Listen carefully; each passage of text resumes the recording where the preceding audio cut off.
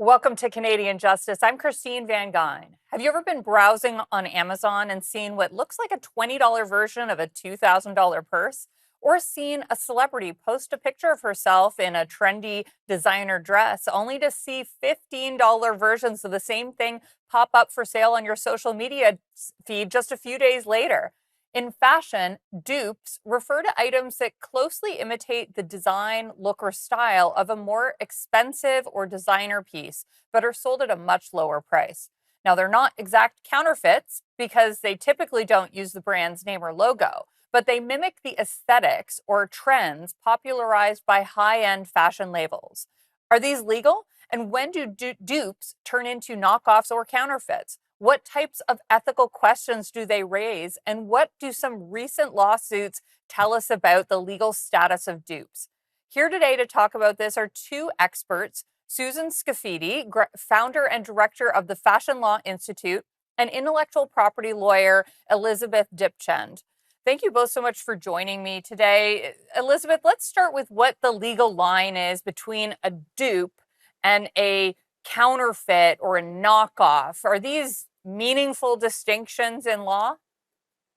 Well, I have to give you the answer that every lawyer dreads having to give a client, which is it depends. It always depends. And in fact, that bright line isn't so bright, it's pretty blurry. But what a dupe is versus a counterfeit, there's some really important hallmarks and highlights of that. A dupe is something that imitates, and it really has the hallmarks of being exactly the same thing as the more expensive product. Counterfeits and knockoffs, often you can tell they're just not from the same source. And there's a lot of kind of distinctions there that can be evident on the face of it. But sometimes dupes simply just look and feel and act in the exact same way as what they're trying to imitate. So the question is, when does imitation become problematic? Elizabeth, there's a lot of different areas of Susan, there are a lot of different areas of intellectual property law. I mean, there's copyright, there's trademark, there's design patents. What are most commonly implicated in legal disputes over dupes versus counterfeits?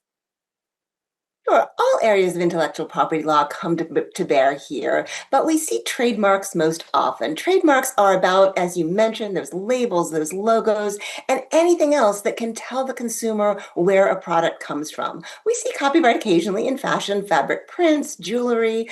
We see patents on things that are useful, like once upon a time zippers or Velcro, and also design patents on the ornamental or aesthetic aspects of functional items like clothing. But mostly we spend our time when we're talking about dupes, and certainly always when we're talking about counterfeits, in the trademark realm.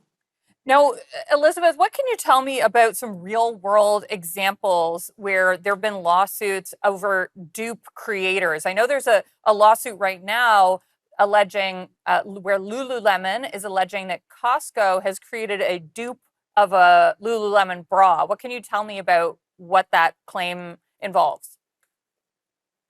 There's a significant amount of burden that comes with fame.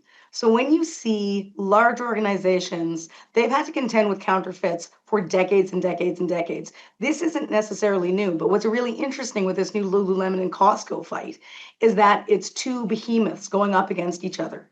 And Costco, they've got bricks and mortars. They're not just the whack-a-mole, the small counterfeits and very, very murky distribution and murky ways that products get onto the streets, as it were. They're not getting onto the streets, they're getting into Costco. And it's a really important distinction. It comes down to reputation. And that's what a lot of these large brands are really trying to protect. They're using their intellectual property rights in order to protect their brand and their reputation. And it becomes really, really important to do so because that's really what the basis is for a lot of their valuations and the underpinning reputation of what their goods and services are to the market. Susan, is there anything you want to add there to the Costco Lululemon dispute? Sure.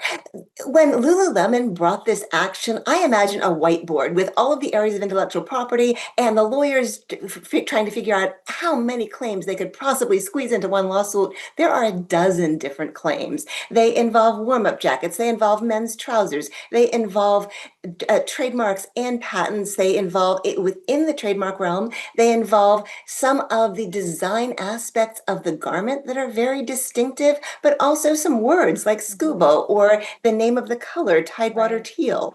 So lots and lots in this one case. We've got to go to break now, but we will be right back.